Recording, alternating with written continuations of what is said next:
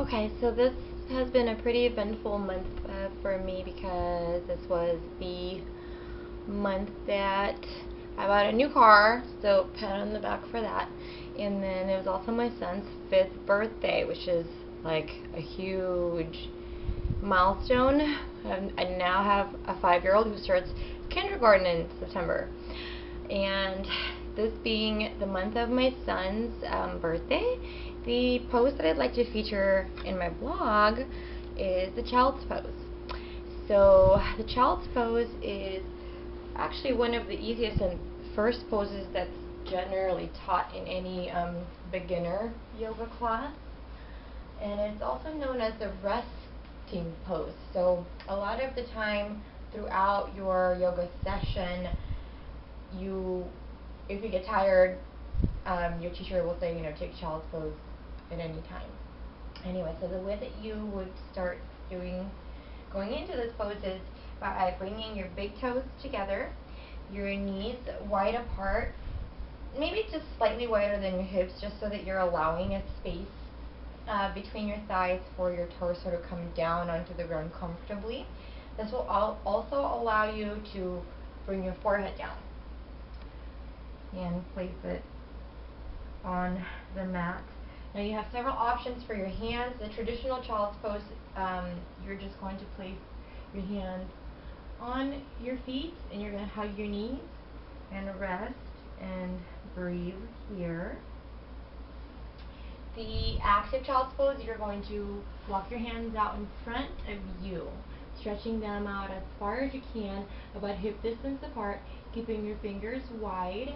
And then what I do is I like to cup my hands and lift my elbows off the ground, keeping my hands active and all of the muscles throughout your hand active.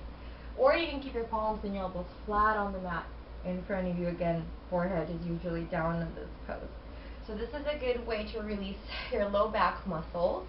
It's a good way to stretch your thighs and your knees. And it's a good way to get a little massage in your forehead, because you'll be touching your forehead to the mat. You can do some circles with your face, massaging that third eye, the muscle between your eyebrows here. Some of the contraindications, usually if you're pregnant, you're probably not going to be able to do this pose if you try, because you have a big belly.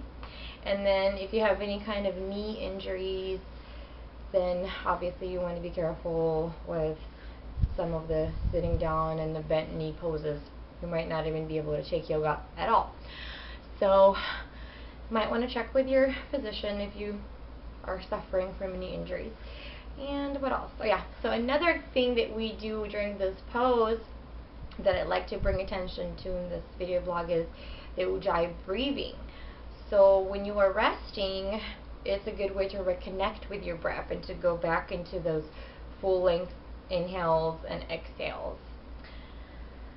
And also self-love is a big one here, because you think of a child's pose, it reminds you of when you were a child, maybe when you were an infant even, and you love your child unconditionally.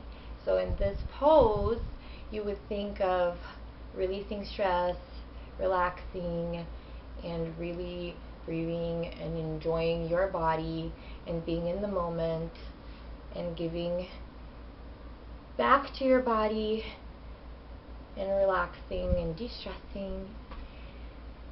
Anyway, that was child's pose, or also known as balasana in Sanskrit. I hope everyone is enjoying their April. Namaste.